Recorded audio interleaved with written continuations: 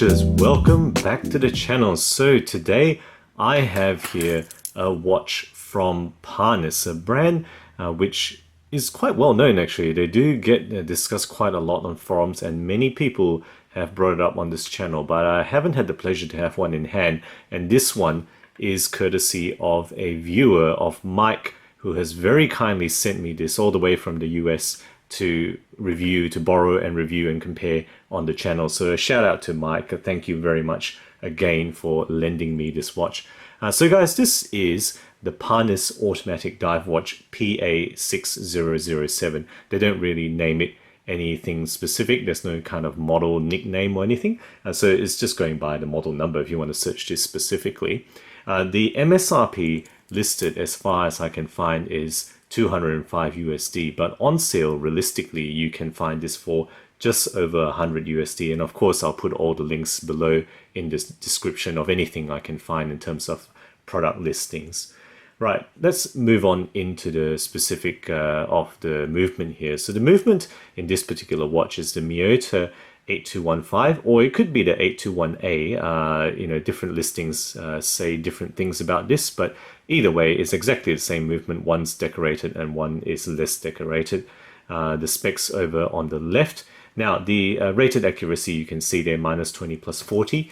In hand, this has actually performed to around -8 seconds per day. So it is actually within spec, but if it was my watch, I'd probably try to regulate it to slightly fast rather than slow. That's really my own personal preference there. Okay, moving on to the case here of this Parnis watch.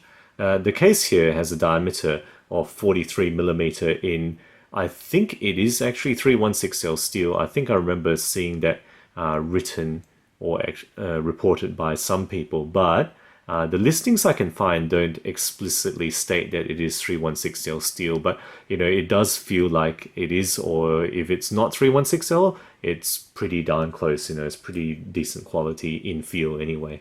The thickness here is 13mm with a lug width of 22mm and a lug-to-lug distance, which is pretty substantial. It's actually 52mm between my thumbs there. Overall weight, this is actually a pretty substantial watch. 182 grams, so it is going to be heavier than most watches, and you certainly feel it on the wrist, and that's also after 3 links have been removed to fit my wrist. It is also exactly how much Mike had removed, so happily our wrist size are pretty close. Okay, moving on to the finishing then. Just show you the finishing here on the lugs. So on the top surfaces you have longitudinal brushing, and it also has longitudinal brushing along the case side, as well as the bottom side. If you see the bottom surfaces of the lugs there, you also have longitudinal brushing. What we do have different in terms of polishing is actually the bevels. So if you look at that angled side there, that's actually polished. Hopefully you can see that quite clearly through the camera, as well as the angle on the bottom here.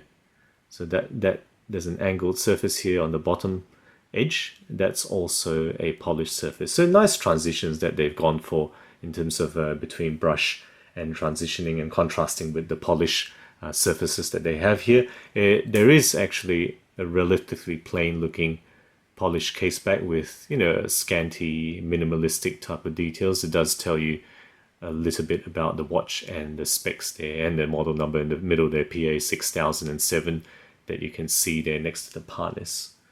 Alright, with that polished case back, which is actually screw-in, you can see there, with also nicely signed, I must say. It's actually a decently signed screw-in crown. The overall water rating for this dive style watch is actually 200 meters, and you can see that on the bottom of the dial there, the bottom half of the dial, automatic water resist.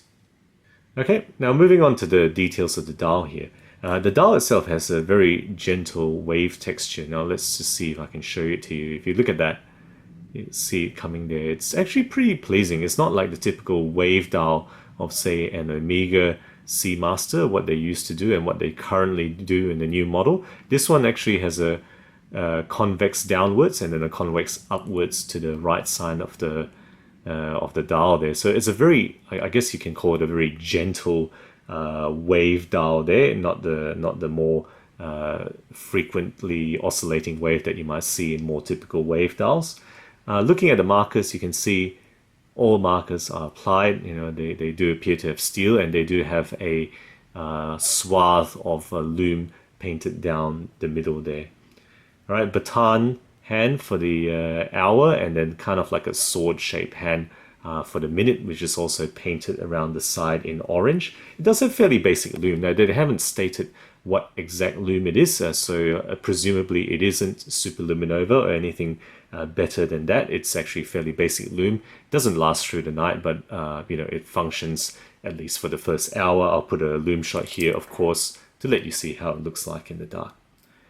Okay, now looking at the more details of the dial here, you can see a chapter ring around the outside. Now that's actually on a flange that is indented. You can see the applied markers kind of go into these indentations on the flange. So because of that, it kind of saves it from any alignment problems. There is absolutely no chance, I think, of alignment problem when you have a flange with the minute markings, the chapter ring printed onto it like that. So that's, I think, a little detail that is worth noting.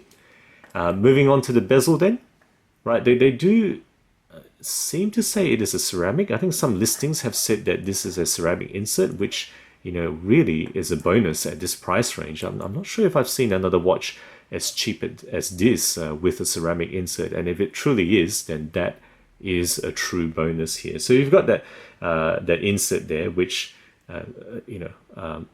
tell me if you know better whether it's truly ceramic or not. It's actually unidirectional dive style, of course, with a loom pip on the 12 o'clock position.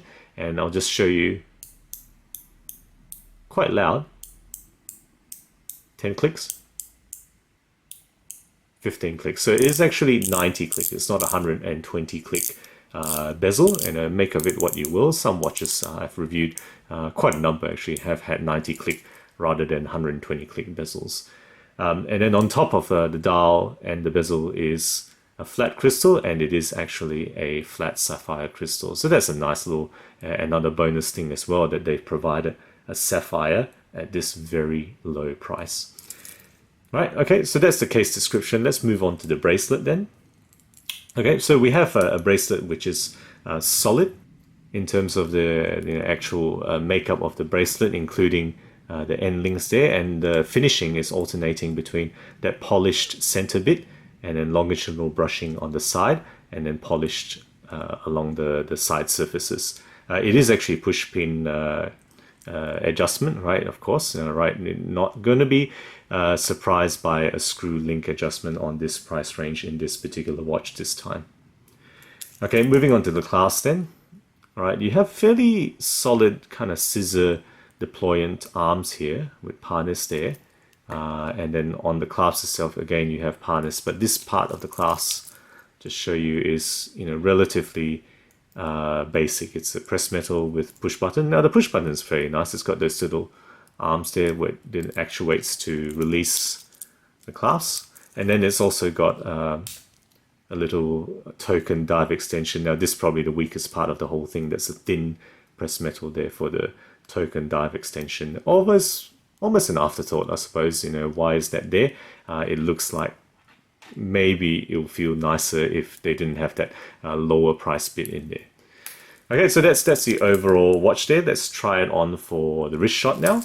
And thank you for the bracelet, because it allows you to pop it on very quickly, not like a leather strap, for example. So here we go.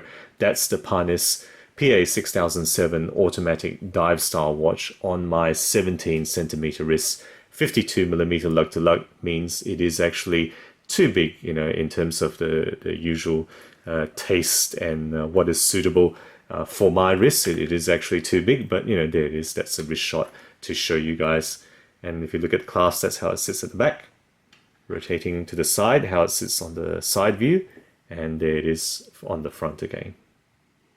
Okay, what have I enjoyed about this Parnis? This really, I think, is a pretty solid package. That's really what I found it to be. For 105 USD that you can buy this for, it's got those solid end links. It's got pretty nice engineered clasp arms. The overall case, I think, is it's really not bad at all. And you know, with the pluses in terms of materials, sapphire on top, maybe even the ceramic insert bezel, it is actually very, very good value at this price. You know, possibly unbeatable. You know, if I'm not mistaken, I've not seen a watch offer all these features at this price as yet. Invicta is pretty close, but Invicta definitely does not give you sapphire. Now, in terms of weaknesses, okay, the bezel, again, it's pretty tinny.